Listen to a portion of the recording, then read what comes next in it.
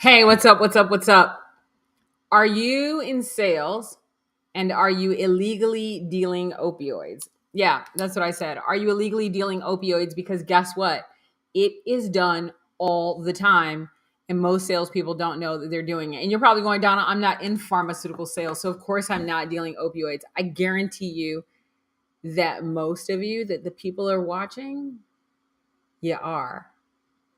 Let me explain. Someone walks into a doctor's office and they say, you know what, my elbow is killing me. It's been hurting for a while.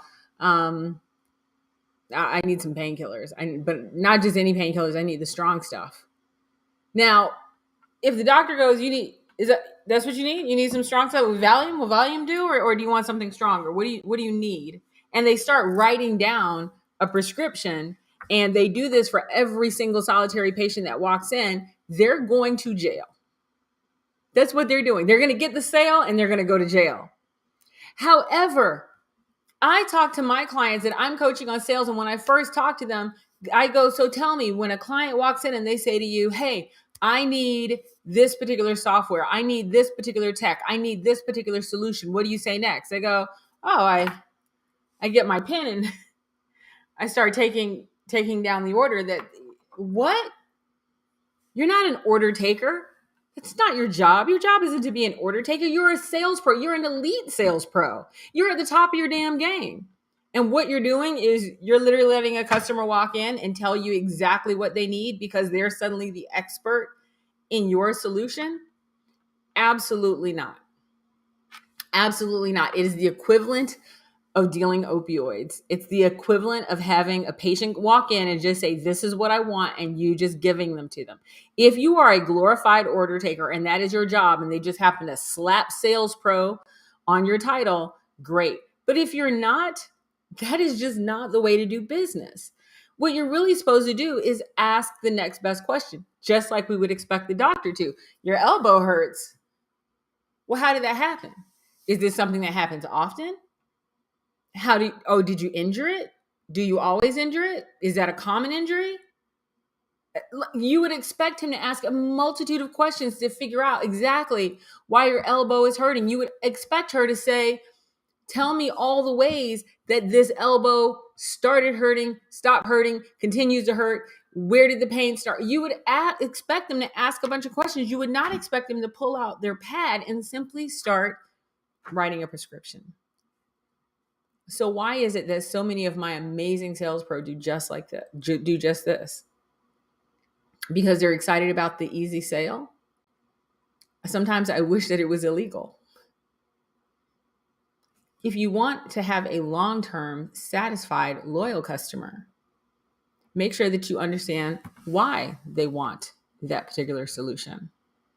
What is the purpose? How are they going to use it? But what this really comes down to is asking the next best question. I'll give you a perfect example of something that happened to me recently. I was out looking at a BMW. This was actually probably about a year or so ago. And I knew I really was interested in going into the electric car world, but I wanted a new BMW and I wanted a 4 Series. I usually drive an M Edition because I have a lead foot. And I went to the dealership and the gentleman that saw me there, we started talking and he said, your BMW is pretty new. It's in good condition. Is there a reason that you're looking for a new one? And I said, I'm really wanting something in the electric arena. I was really looking at a Tesla. I'm just coming and checking out the BMWs to see what they have right now. And he goes, well, if you're looking for something electric, I would actually challenge you to wait until next year. What? He goes, yeah, wait until next year. He goes, unless you need it now. But he had already asked me a multitude of questions and had an entire story. He knew exactly that I just had an itch that probably really didn't need to be scratched right now. And he said, if you can wait a year, you could actually get an all electric BMW. He goes, they're coming out. They're going to be amazing. And they're getting really good write-ups. He goes, what I could do is I could put you on the list. And as soon as one comes in, you can come in and give it a test drive. Do you know that most customers feel like the sales pro isn't ready to sell to them? And more importantly, they feel like the sales pro isn't ready to educate them. Do you know that many people won't go and buy a car until they've, quote, done their homework, because they don't feel like the sales pro is going to educate them and have their best interests at hand before they buy. I didn't get a BMW at that time, but I tell you what, when I go back over there, the only person I'm talking to is Ross. He's the only one that can sell me a car. He'll probably sell me BMWs for the rest of my life. Because at the end of the day, this guy took the time to educate me. So he got something better than a sale that day. He now has the future of all my sales. What would you prefer? That one sale right now is going to make you that quota this month? Or do you want long-term sales for the rest of your career from that customer who really doesn't want to work with anyone else? Sometimes we're so busy chasing that one customer, let me just write you this prescription and get you on out the door, that we forget that there is something that we're really responsible to do, and that is to educate our customer first. So how do you educate them? Because this is where things get tough, right? We don't want to waterboard them with content. We don't want to give them so much information that they're overwhelmed and they hate us, right? But we also don't want to just take their order and pretend that they're the expert. So how do you do it? Well, this is what I do. When I'm talking to a client, the number one thing that I do is I write down keywords and phrases. So when they walk in, they might be saying something like, telling me about their whole car history, right? They might sit down and start talking to me for about 10 minutes and tell me everything in regards to what it is that they want and why they want it.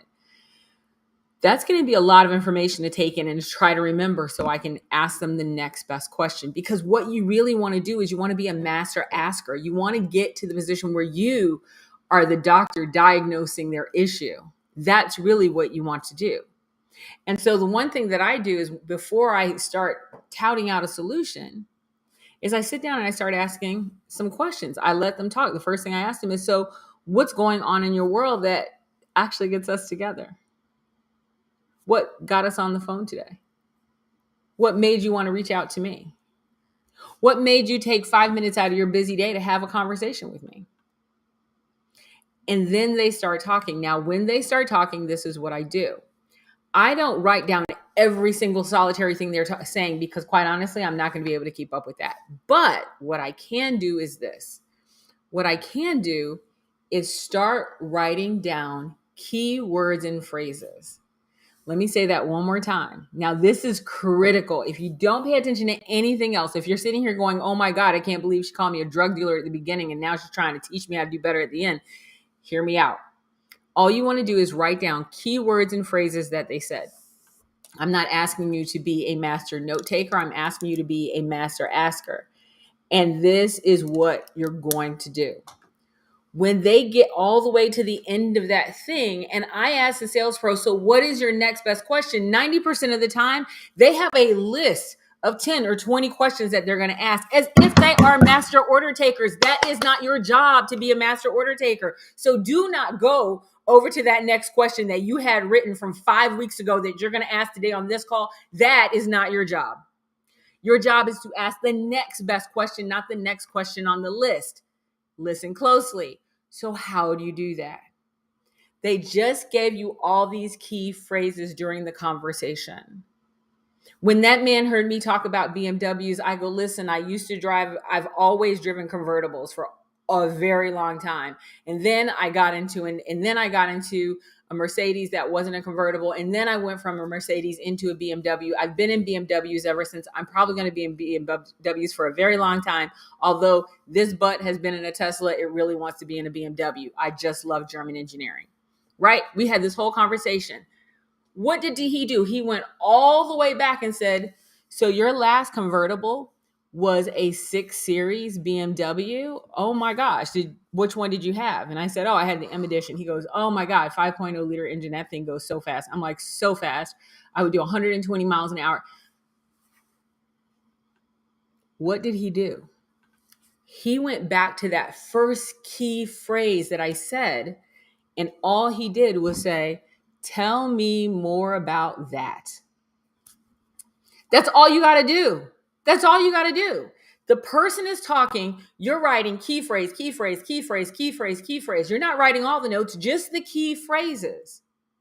And then when they're done talking, you go back and you ask about that key phrase that they said 10 minutes ago. They now think that you are actually paying attention to them. Holy crap. I felt like this guy sitting across from me was my best friend ever. I'm like, Ross,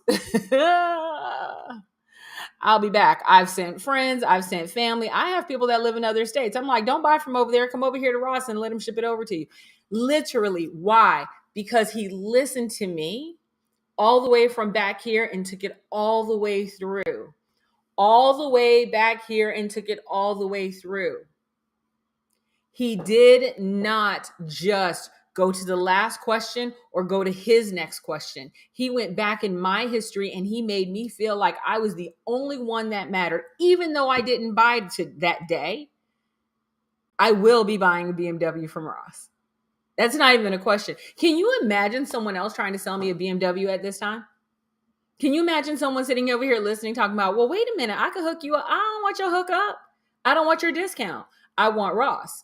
I want Ross to sell me a BMW. I only want Ross to sell me a BMW because Ross did the thing that sales pros need to do. You need to ask the next best question, which has to do, the next best question always has to do with the important things that the client says, not your next important question on your list. It's not about you. It's about them. When Ross did that and took me through that list, and then we started talking and he really understood what I wanted. He goes, so I get that you want a BMW. I know that you want that electric. He goes, and I get that, yes, Tesla has amazing tech. He goes, we have some things that Tesla doesn't have. Tesla has some things that we don't have. Why don't we do a comparison of what you want and really take a look at the BMW that you're going to get next? Even though I don't think you should get it now. He goes, I really don't. He goes, you're one of those people who's never upside down on your car. So don't do this now. He goes, it's not a good financial decision for you based on what you're telling me. But how about this? What? You care about a financial decision that's right for me? Not just right for your pocket? You're kidding me. It has taken me everything not to run out and get a BMW from Ross, quite honestly. Because he cared so much to listen and ask the next best question and not just deal me the next opioid. Stop being a drug dealer. Start being a master asker. Really get in and ask the questions that matter, not just to your bottom line, but to your customers. So that way you're not selling a product, but you're selling a solution that truly, truly helps them get rid of that frustration that they're struggling with. And by the way, I love my car. I really do love my car. In fact, Ross is one of the people that made me go, there's some things in here I didn't even know I had. He actually is like, let me show you how to hook up this little yellow thing right here. He goes, look at all the stuff you can do. I was like, look at all the stuff I can do. He's like, you haven't even begun to play with this BMW. He goes, play with this BMW for another year, come back in, and I'll give you a deal that you can't believe. Okay. I was like, okay. He even told me how to order it the way I wanted and all the other things that I needed to do. That's an elite sales pro, not an opioid dealer. So which one are you going to be? Are you going to be the elite sales pro or are you going to be the opioid dealer? Don't jump to solve and defend. I have some comments over here. I'm going to jump in on my lives. Let's see. I'm not an order taker. Yes, not an order taker. Yes. 87% of the buyers don't feel that the sales reps really understand of their problem. This is absolutely true. You want to be a part of the 13%. You want to be Ross. You want to be the guy who sits there and says, even if I don't get this deal today, I know this woman is going to buy from me for the rest of my life. And I am. That's the thing. Who else is going to get me? Ask the next best question. Find out the customer's why. Absolutely, Althea. Are you just another sales rep? Or as I call it, an opioid dealer?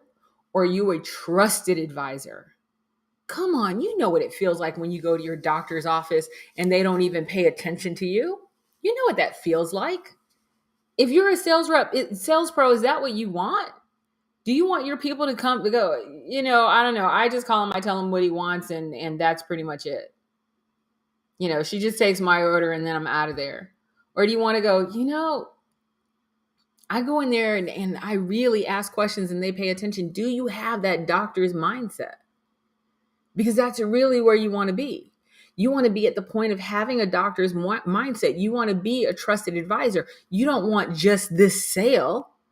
You want this sale and the next one and the next one and the next one. You want to be the person that not only, let me tell you what's the real benefit about this. Here's the biggest benefit that many people don't even talk about. It's not just the benefit of the fact that they come to you that time. Because I know Ross is now my trusted advisor, right? He's my trusted advisor. I'm telling my friends in New York. I'm telling my friends in California. I'm telling my friends. They don't even live in the same damn state. I'm like, let me get you on the phone with Ross. You should talk to Ross before you do anything. Have you talked to Ross yet? You want to buy a car? Oh, what are you buying next? Oh, have you thought about a BMW? Let me put you in touch with my guy, Ross. I've sent so many people to Ross at this point. He hasn't even made a sale from me, but he's made 3 sales from my friends because I keep saying, oh, let me give you Ross's number. He's literally in my phone. He made a sale even though he hasn't sold me anything. Do you want more referrals? Are you tired of prospecting? Start educating your customer. Start asking them the next best question. Start having a doctor's mindset. Be prepared to ask the next best question, not just your next best question. And then Michael Bentley wrote, don't jump to the solution. Yes. Dive deeper. Peel back the next best question and have a doctor's mindset. Don't assume you know their why. Oh my God. Don't assume you know their why. I love that. I can't tell you how many people call for tech, especially a tech solution. Oh, I want this tech solution. And the salesperson says, well, they must need it because, and they keep going. Did you find out? Did you ask them? Okay, I know this is what you're ordering. What are you going to do with it? What's this for? How are you going to use it? Why do you want it? Because if you do that, all of a sudden the customer will say something and you'll go, ooh, whoa, wait a minute. Let me ask you some questions before we go forward this, because you might want this. Here's the thing. If your customer goes in and they say, I want something, and they think it's going to solve a problem, and then they find out it doesn't solve that problem after you sold it to them, do you think they're going to call in and say, I was an idiot. I ordered this and it didn't even solve the problem that I wanted. My bad. Let me give you another $10,000, $20,000. No, they're going to call in and they're going to go, that son of a bitch sold me this crap knowing damn well it wasn't going to solve my problem. This is why your company is that's what they're going to do. That's what they're going to do. And you know what? I hate to say this. They're right. They're right. Because you were not a master asker. You were illegally dealing opioids. You did not take the time to validate what they wanted. You didn't do your homework. You were a glorified order taker. You did not earn your money. You stole it. That's all I have for today. And you know what I realized? I never told you who I am. Hey, my name is Donna St. Louis. I'm CEO of Firebrand.net. And what do? We help really smart people make a hell of a lot of money, whether they want bigger stages or better clients. We are the coach for them. And I'm also an international keynote speaker. Okay, got that out of the way. Sorry, I'm saying sorry to my CMO. Sorry, Ruben. Anyway, if you have any questions, any concerns, if you got any comments, go ahead and pop them in. Hey, do me a favor, share this, because there are some sales pros out there that really, really need this information so badly. Anyway, I look forward to seeing you next time. Have a fantastic day.